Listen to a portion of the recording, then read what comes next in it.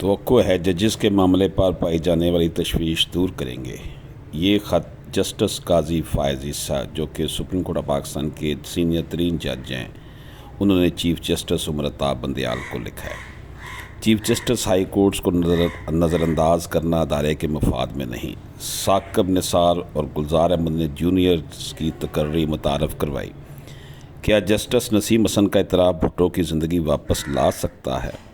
Registrar کے secretary judicial commission پر بھی اعتراض۔ سپریم کورٹ کے اگلے چیف جسٹس قاضی فائز عیسیٰ نے جوڈیشل کمیشن پاکستان کی جانب سے ہائی کورٹس کے چیف جسٹس اور سینئر ججوں کو نظر انداز کرتے ہوئے سپریم کورٹ میں جونیئر ججز کی تقرری پر تشویش کا اظہار کیا ہے۔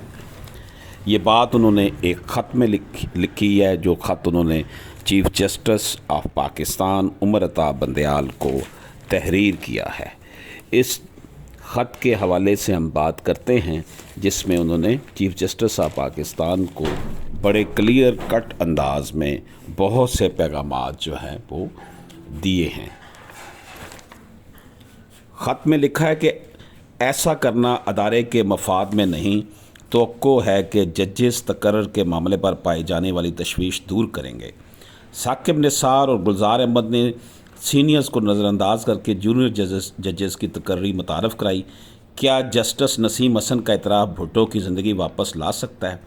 انہوں نے رجسٹرار کے سیکرٹری جوڈیشل کمیشن ہونے پر بھی اعتراض کیا۔ جسٹس قاضی فائز عیسیٰ نے chief justice chairman judicial commission Umar Ata Bandial کے نام لکھے گئے خط میں کہا کہ ٹھوس وجوہات کی عدم موجودگی میں ہائی کورٹس کے چیف جسٹس اور دیگر سینئر ججوں کو ہی سپریم کورٹ میں مقرر ہونا چاہیے۔ انہوں نے 9 صفحات پر مشتمل خط کی نقل جوڈیشل کمیشن کے دیگر اراکین اور پاکستان کے 2 سابق چیف جسٹس ثاقب نثار اور گلزار احمد کو بھی ارسال کی ہیں۔ خط میں کہا گیا کہ ہائی کورٹس کے چیف جسٹس اور سینئر ججز کی سپریم کورٹ میں تقرری کی طویل روایت رہی ہے، لیکن ثاقب نثار اور گلزار احمد نے سینئرز کو نظر انداز کر کے جونیئر جج کی تقرری کی روایت متعارف کروائی ہے۔ پاکستان کے عوام نے عدلیہ میں ججوں کو منتخب کرنے کی آئینی ذمہ داری ہمیں سونپی ہے۔ عدلیہ میں ججوں کے تقرر کی ذمہ داری آئین کے تحت ادا کرنا ہوگی۔ عوام کو اس سے کم کچھ بھی قابل قبول نہیں۔ آئین پاکستان لوگوں کو جوڑ کر رکھتا ہے۔ یہ بتانے کی ضرورت نہیں ہے کہ جب بھی آئین کی خلاف ورزی کی گئی، ملک و قوم کو اس کا نقصان ہی ہوا ہے۔ اعلیٰ عدلیہ کے جج آئین کے تحفظ اور دفاع کا حلف لیتے ہیں۔ حلف کا اہم تقاضا ہے کہ آئین میں دیے گئے بنیادی حقوق کا تحفظ ہو اور انہیں روندا نہ جا سکے۔ اس لیے اعلیٰ عدلیہ میں ججوں کی تقرری کرتے وقت یہ دیکھنا انتہائی ضروری ہے کہ جس جج کو مقرر کیا جا رہا ہے وہ غیر آئینی اقدام کی مزاحمت کرنے، اسے کالعدم قرار دینے کی صلاحیت اور حوصلہ رکھتا ہو۔ خط میں کہا گیا کہ عدلیہ پر عوام کا اعتماد یقینی بنانا ایک لازم امر ہے۔ عوامی اعتماد کے بغیر عدالتی فیصلے اپنی ساکھ کھو دیتے ہیں۔ خط کے مطابق ثاقب نثار جونیئر جج کو سپریم کورٹ لے آئے اور اس کے لیے یہ جواز دیا کہ سندھ ہائی کورٹ کے چیف جسٹس اور سینئر جج صاحبان کو سپریم کورٹ آنے میں دلچسپی نہیں تھی،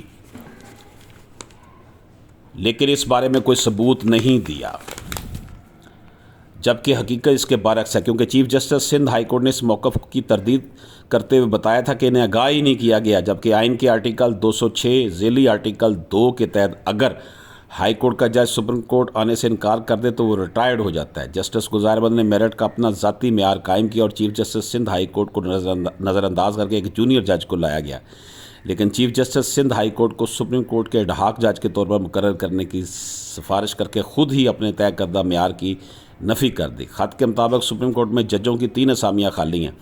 اگر ٹھوس وجوہات موجود نہ ہو تو ہائی کورٹس کے چیف جسٹس اور سینئر ججوں کو مقرر کیا جائے۔ جسٹس نسیم حسن کی ٹی وی پر آ کر غلطیوں کا اعتراف دیر آید درست آید تو کہا جا سکتا ہے۔ کیا جسٹس نسیم حسن کا اعتراف سابق وزیر اعظم ذوالفقار علی بھٹو کی زندگی واپس لا سکتا ہے، جسے ان کے احکامات پر سزائے موت دے دی گئی تھی؟ یہ تاثر پیدا ہو جاتا ہے کہ کسے جج بنانا ہے کسے نہیں۔ ایسا بیرونی عوامل کے باعث کیا جاتا ہے۔ عدلیہ میں تقرریوں کے معاملے میں اس تاثر کو دور کیا جانا چاہیے۔ اعلیٰ عدلیہ میں ججوں کی تقرری کے عمل کو شفاف بنانے کی ضرورت ہے۔ فرد واحد کی جانب سے ایک نام دینا، تقرری کے لیے ووٹنگ پر مجبور کرنا، ایک ووٹ سے جج مقرر जाने का अमल आइन के मुताबिक नहीं है। इस हवाले से बतौर मेंबर जुडिशल कमीशन साबिक जज जस्टिस मकबूल बाकर की राय को भी नज़रअंदाज किया गया, जबकि जुडिशल कमीशन रूल्स में तरमीम के लिए कायम कमेटी की आज तक कोई राय नहीं आई है। जस्टिस काजी फाइजा ने ख़त में मज़ीद कहा कि अवाम का ये तासर कि अदलिया आज़ाद नहीं है, अपना एहतराम और अखलाकी जवाज़ खो देती है। आइन जजिस तकर्री के हवाले से पार्लिमानी कमेटी के इजलास की कार्रवाई को खुफिया रखने का कहता है, ताहम जुडिशल कमीशन की कार्रवाई के हवाले से ऐसी कोई पाबंदी नहीं है। जुडिशल कमीशन इजलास इन कैमरा नहीं होना चाहिए और जजिस तकर्री के इजलास से मुतल्लिक़ अवाम को इल्म होना चाहिए। चीफ जस्टिस उमर ताब बंदियाल की सरबराही में जुडिशल कमीशन के पहले इजलास का तजर्बा बहुत अच्छा था। इजलास माजी के इजलासों से बेहतर था कि इख्तलाफ का बीज बोने की रवायत से फासला किया गया। तवक्को है कि आइंदा इजलास में भी जजिस तकर्री के हवाले से पाई जाने वाली तशवीश दूर करेंगे। जस्टिस काजी फायज़ ईसा ने ख़त में रजिस्ट्रार सुप्रीम कोर्ट जवाद पाल के सेक्रेटरी जुडिशल कमीशन होने पर भी एतराज़ उठाया है। दोस्तों, जस्टिस काजी फायज़ ईसा जो हैं वो पाकिस्तान के एक बहुत मोहतरम जज हैं और उन्होंने बड़े शानदार फ़ैसले भी दिए हैं। इस हवाले से ये जो उन्होंने ख़त लिखा है चीफ जस्टिस ऑफ पाकिस्तान को, इस वक्त वो सीनियर तरीन जज हैं। इसके बाद उमर ताब बंदियाल साहब के बाद उन्होंने चीफ जस्टिस ऑफ पाकिस्तान बनना है। अशरफ आसमी एडवोकेट को इजाज़त दीजिए। अल्लाह हाफिज़।